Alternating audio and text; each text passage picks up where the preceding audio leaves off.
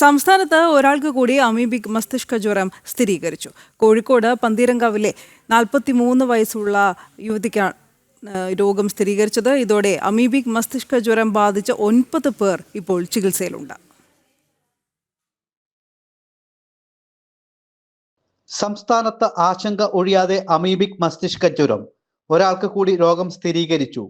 കോഴിക്കോട് പന്തീരങ്കാവിലെ 43-കാരിക്കാണ് രോഗബാധ ഉണ്ടായത്.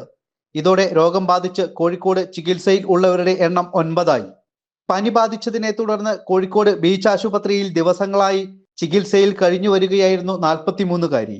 ഇവരുടെ രോഗം ഭേദമാകാത്തതിനെ തുടർന്ന് കോഴിക്കോട് മെഡിക്കൽ കോളേജ് ആശുപത്രിയിലേക്ക് മാറ്റുകയായിരുന്നു.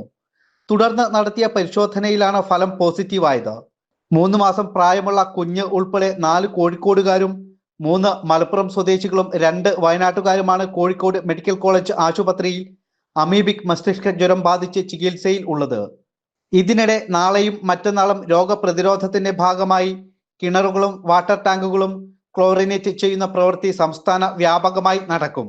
രോഗം ബാധിച്ച മേഖലകളിൽ പ്രതിരോധ പ്രവർത്തനങ്ങൾ ഊർജിതമാക്കും. ഇതോടൊപ്പം വിവിധ ഇടങ്ങളിൽ ബോധവൽക്കരണ ക്ലാസുകളും സംഘടിപ്പിക്കുന്നുണ്ട്.